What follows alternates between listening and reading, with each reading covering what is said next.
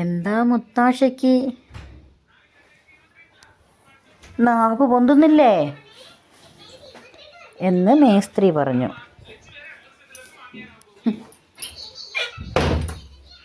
മേസ്ത്രി എന്ന് പറഞ്ഞു.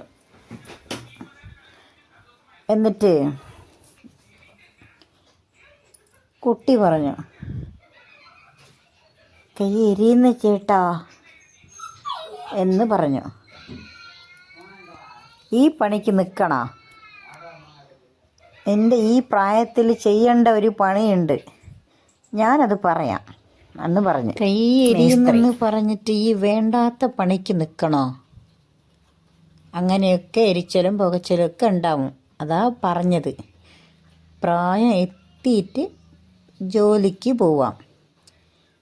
അതിൻ്റെ മുന്നേ എന്തിനായി ധൃതി പിടിച്ച് വന്നത്? അതിനെക്കൊണ്ടല്ലേ ഈ വേദനയെല്ലാം മുത്താശ്ശിക്ക് കിട്ടിയത്. വർത്തമാനം നല്ല മുത്താശ്ശീൻ്റോട്ട് പറയുന്നുണ്ടല്ലോ. അപ്പം ഇത് നിനക്ക് മനസ്സിലായില്ലേ, ഈ പണിയൊന്നും നമുക്ക് എടുക്കാൻ പറ്റൂല എന്നുള്ളത്? ഇല്ല ചേട്ടാ, അത് എനിക്ക് അറിയാം.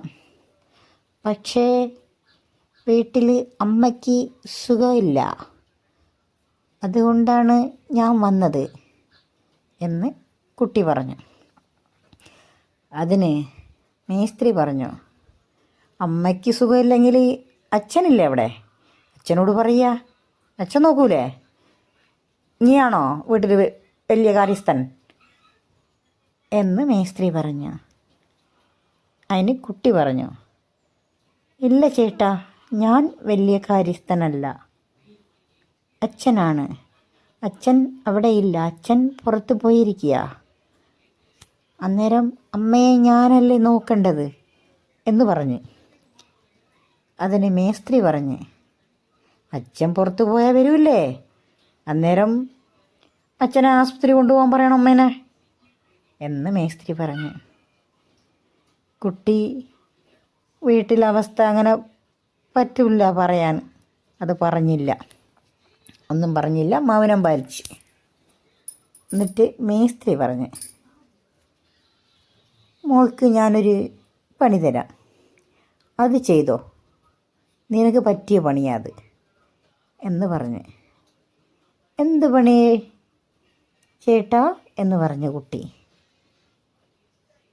നീ ഇന്ന് പോയിട്ട് നിൻ്റെ അച്ഛനോടും നിൻ്റെ അമ്മേനോടും പറയുക, എന്നെ സ്കൂളിൽ ചേർക്കണം, എനിക്ക് എല്ലാവരെപ്പോലെയും പഠിക്കണം എന്ന് പറയണം. നീ മിടുക്കി കുട്ടിയാ, നീ സ്കൂളിലൊക്കെ ചേർന്ന് പഠിച്ചിട്ടുണ്ടെങ്കിൽ പറയാൻ പറ്റില്ല, നീ ഇനി വരുന്ന കാലത്തിൽ വലിയ കലക്ടറായാലും ആവും. നമ്മളൊക്കെ എന്തെങ്കിലും ഒരു കാര്യത്തിന് കലക്ടറിൻ്റെ ഒപ്പ് വാങ്ങാൻ എൻ്റെ അടുത്ത് വരേണ്ടി വരും. അത്രയും എനിക്ക് ബുദ്ധിയുണ്ട്. അത് ദൈവം നിനക്ക് തന്ന വരപ്രസാദമാണത്.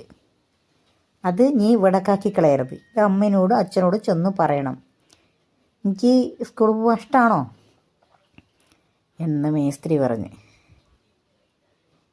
എനിക്ക് ഇഷ്ടമാണ് ഏട്ടാ, അതിന് ഞാൻ എങ്ങനെയാണ് സ്കൂളിൽ പോവാ എന്ന് ചോദിച്ച്. അതിന് മേസ്ത്രി പറഞ്ഞ്, റെയിലിൻ്റെ അപ്പുറത്തെ സ്കൂളില്ലേ 4 വരെയുള്ള, തൽക്കാലം നീ അവിടെ പോയിട്ട് പഠിക്കുക.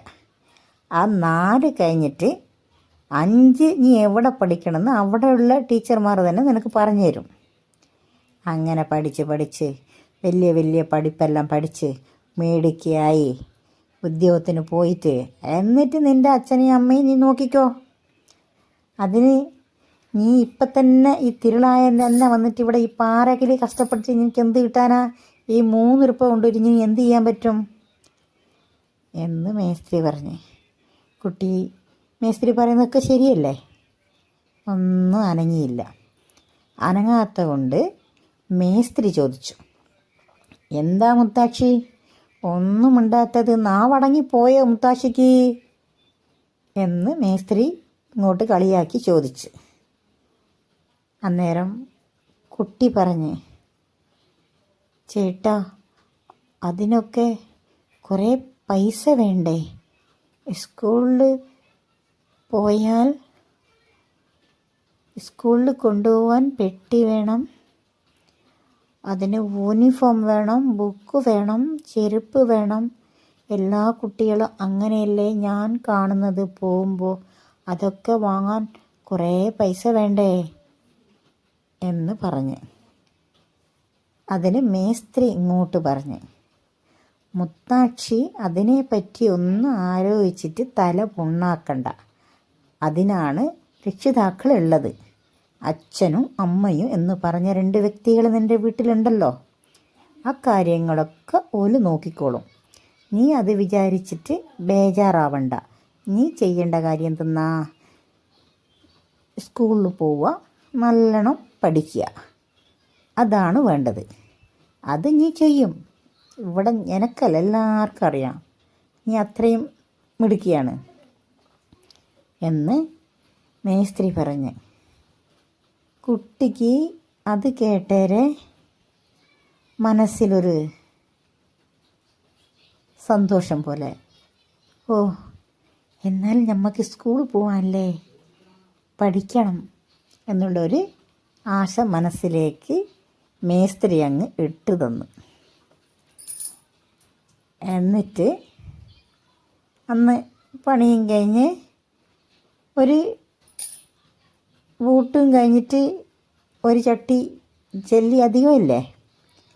അന്നേരം എന്താ ചെയ്യണ്ടേ, ഈ കുട്ടി അധികം പൈസ കൊടുത്താൽ വാങ്ങാത്ത ഒരു സാധന എന്താ വേണ്ടത്, ഒരു കുമ്മായ ചട്ടി ജെല്ലിക്ക് എത്ര പൈസ കൊടുക്കണ്ടേ, പോട്ടെ ഇന്ന് 10 രൂപ കൊടുക്കാമെന്ന് മേസ്ത്രി തീരുമാനിച്ച്.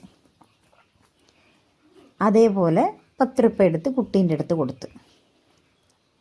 കുട്ടി ചോദിച്ചു, ചേട്ടാ നിങ്ങൾ ഇന്നലെയും എനിക്ക് 10 രൂപയാണല്ലോ തന്നത്, അത് സമ്മാനമായി എടുത്തോന്ന് എന്നോട് പറഞ്ഞല്ലോ, അതേപോലത്തെ സമ്മാനമാണോ ഇത് എന്ന് ചോദിച്ച്. അതിന് മേസ്ത്രി ഇങ്ങോട്ട് മറുപടി നൽകി, അത് എനിക്കറിയാം മുത്താക്ഷി ആ പൈസ വാങ്ങില്ലെന്ന്.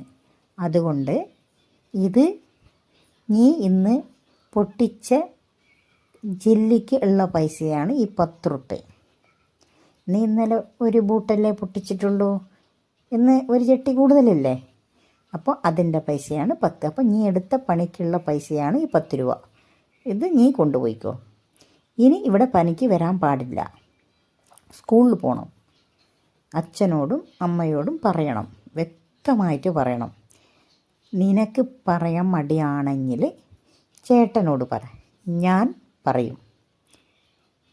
നിനക്ക് വേണ്ടി നിൻ്റെ അച്ഛനോടും അമ്മയോടും ഞാൻ പറയണം എന്ന് പറഞ്ഞ്. ശരി ഏട്ടാ, എന്നാൽ ഞാൻ പോട്ടെ എന്ന് പറഞ്ഞ്. ശരി മോള് പോയിട്ട് വട്ടോ എന്ന് പറഞ്ഞ്. അങ്ങനെ 10 രൂപ ഏരിപ്പ് കൂടുതലല്ലേ. ഓ, പണിയെടുത്ത് 10 രൂപ കിട്ടിയില്ലേ, 100 സ്പീഡിൽ അങ്ങോട്ടേക്ക് പറക്കുകയല്ലേ ചെയ്യുന്നത്. ഓടിപ്പോയി. പോയിട്ട് അതേപോലെ ചാത്തുക്കുട്ടീൻ്റെ പീടിയെ പോയിട്ട് എന്തെല്ലാം സാധനം 10 രൂപയ്ക്ക് എന്തെല്ലാം കിട്ടും മുഴുവനും വാങ്ങിയില്ല. ഒരു 5 രൂപേൻ്റെ സാധനം വാങ്ങിയിട്ട് 5 രൂപ ബാക്കിയുണ്ട്. അത് വീട്ടിലേക്ക് കൊണ്ടുപോയി. സന്തോഷത്തോടു കൂടെ അമ്മയെ വിളിച്ച്, അമ്മേ അമ്മേ എന്ന് പറഞ്ഞ്. അന്നേരം അമ്മയ്ക്ക് കഞ്ഞിയും വെള്ളം ഇല്ലാണ്ട് വേദനയായിട്ട് കിടക്കുകയല്ലേ. അമ്മ പറഞ്ഞു, എന്താ മോളെ ഇന്നും നീ പണിക്ക് പോയിക്കാ എന്ന് അമ്മ ചോദിച്ചു. കുട്ടി പറഞ്ഞു, അതേ അമ്മേ, ഞാൻ പണിക്ക് പോയി എന്ന് പറഞ്ഞു. നിന്നെ ആരാ പോവാൻ പറഞ്ഞത് എവിടെയെല്ലാം? എനിക്ക് സുഖമായിട്ട് ഞാൻ പോകൂലേ, നീ എന്തിനാ അവിടെയെല്ലാം പണിക്ക് പോന്ന്? നിനക്ക് ഭക്ഷണമെല്ലാം നിൻ്റെ അച്ഛൻ കൊണ്ടുത്തരുന്നുണ്ടല്ലേ, പിന്നെന്താ എന്തിനു വേണ്ടിയിട്ടാണ് നീ പണിക്ക് പോയത് എന്ന് അമ്മ ചോദിച്ചു. അതിന് കുട്ടി മറുപടി നൽകി, എനിക്ക് ഭക്ഷണത്തിന് വേണ്ടിയിട്ടല്ല അമ്മ ഞാൻ പണിക്ക് പോയത്. അമ്മേൻ്റെ തലവേദന മാറ്റണ്ടേ, അതിന് പൈസ വേണ്ടേ, അതിനാണ് ഞാൻ പോയത്. ഇന്ന് 10 രൂപേൻ്റെ പണിയാണ് ഞാൻ എടുത്തത്. 5 രൂപയ്ക്ക് വീട്ടിൽ സാധനങ്ങൾ കഞ്ഞീൻ്റെ അരിയും വാങ്ങിയിട്ടുണ്ട്, ചോറ് വെക്കുന്ന അരിയും വാങ്ങിയിട്ടുണ്ട്, വെണ്ടയും തക്കാളിയും ഉള്ളിയും എല്ലാം ഞാൻ വാങ്ങിച്ചിട്ടുണ്ട്. എന്നിട്ടും 5 രൂപ ബാക്കിയുണ്ട്. ഇതുകൊണ്ട് നാളെ നമുക്ക് രണ്ടാൾക്കും ആസ്പത്രിയിൽ പോവാം. അച്ഛനോട് പൈസ ചോദിക്കണ്ട എന്ന് പറഞ്ഞു കുട്ടി. ഇത് കേട്ടേരെ അമ്മയ്ക്ക് ഭയങ്കര സങ്കടമായി. അയ്യോ പാവം ഈ പൈതലല്ലേ, ഈ പൊള്ളുന്ന വെയിലത്ത് ഈ പാറപ്പൊടിയിൽ പോയിട്ട് ഇങ്ങനെ കഷ്ടപ്പെട്ടിട്ട് മുഖവും വീടും എല്ലാം കാണേണ്ടതാ. ഫുള്ളും പാറപ്പൊടിയാ, തലയിൽ മൊത്തം പാറപ്പൊടിയാ. അതിൻ്റകത്തൊരു കോലത്തിലാണ് കുട്ടിയുള്ളത്. ഇങ്ങനെ ആയിപ്പോയല്ലോ എന്ന് അമ്മ ഇങ്ങനെ ഓർത്ത് കരയുന്നേ. അന്നേരം കുട്ടി അമ്മയെ ആശ്വസിപ്പിച്ചു. ലൈക്ക് ചെയ്ത് സബ്സ്ക്രൈബ് ചെയ്യണേ.